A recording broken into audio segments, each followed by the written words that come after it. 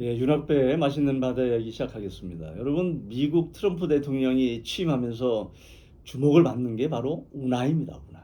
그중에서 파나마 운하가 아주 각광을 받고 있습니다. 파나마 운하는요, 대서양과 태평양을 연결하는 파나마에 있는 운하입니다. 한 80km쯤 돼요, 길이가. 그 파나마 운하가 뚫리기 전에는 이 미국의 동부에서 서부를 왔다 갔다 하려고 그러면 어디를 갔겠어요? 저 남미 밑에 대륙 끝에 가서 마젤란 해협을 통과해서 다시 올라와야 됐어요. 장장 한 2만 5천 킬로 가까이 되는 거리를 다녀야 했어요. 그런데 파나마 운하를 딱 뚫고 나니까 1만 킬로로 줄었어요. 엄청난 차이죠. 그래서 운하가 그만큼 중요한 거죠. 그래서 사실은 파나마 운하는 미국이 준공을 해서 운영을 했죠. 그러다가 이제 1999년도에 다시 파나마한테 돌려줬어요. 처음에 이거를 시작해서 아이디어를 낸 거는 스페인이었습니다.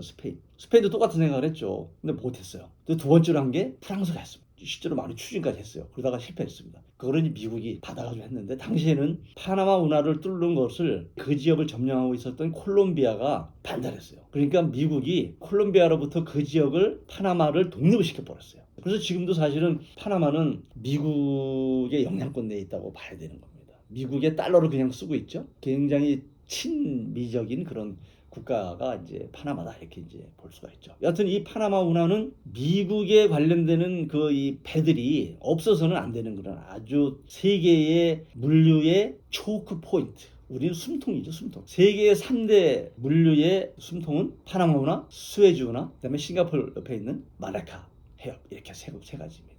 그 중에 하나가 이제 파나마 운하죠. 그런데 이 파나마 운하에 바로 운영권의 상당 부분이 어디가 가지고 있냐면 중국, 홍콩에 기반을 두고 있는 허치슨이라고 하는 항만 운영 그룹이 가지고 있습니다. 그래서 파나마 운하는 사실은 세계 물동량은 10%도 안 돼요.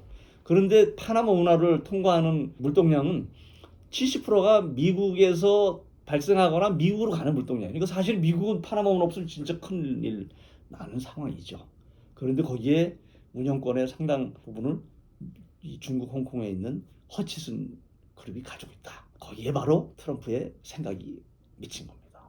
아, 이거 그냥 두면 안 되겠구나. 파나마 운하를 다시 가져와야 되겠다 라고 생각을 하는 것이죠.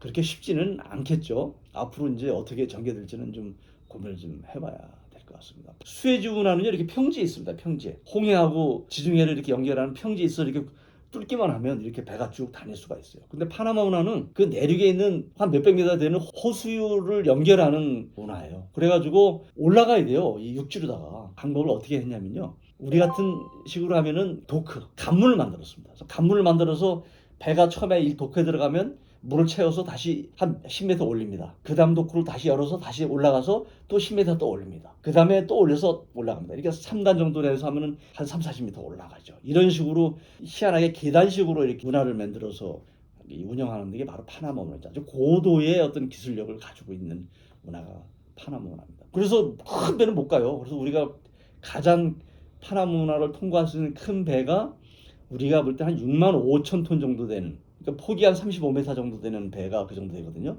그 이상 되는 배는 갈 수가 없습니다. 그래서 그 파나마 운하를 통과할 수 있는 가장 큰 배를, 사이즈를 우리는 파나막스 뭐 이렇게 이야기를 하기도 합니다. 그래서 이제 배를 사고 팔 때는 이제 그런 기준이 되기도 하는 이제 그런 파나마 운하죠. 물만 그렇겠습니까?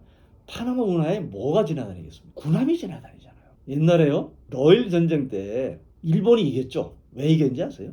당시에 영일 동맹을 통해 가지고 러시아의 북극 함대가 수에즈 운하를 통과한 것을, 당시에 수에즈 운하를 운영하고 있었던 영국이 못 가게 했습니다. 그래서 어떻게 했겠어요? 러시아의 북극 함대가 저 아프리카 희망봉을 뺑뺑뺑 돌아서 10,000km로 더 돌아서 극동으로 온 겁니다. 시간도 오래 걸렸죠. 거의 당시에 해군들이 지칠 대로 지쳤죠. 이 지친 이 발틱 함대를 일본 함대가 바로 급습을 한 겁니다. 그래서 사실은 영국이 수에즈 운하를 지배할 수 있었기 때문에 그 덕에 일본이 러시아 함대를 이길 수 있는 아주 결정적인 역할을 한 것 중에 하나가 바로 그거죠. 그래서 어떻게 보면요, 운하를 가지고 있는 나라와 없는 나라, 운하를 실제로 영향을 행사할 수 있는 나라, 없는 나라는 세계 경영 전략에서는 엄청난 큰 차이가 있습니다.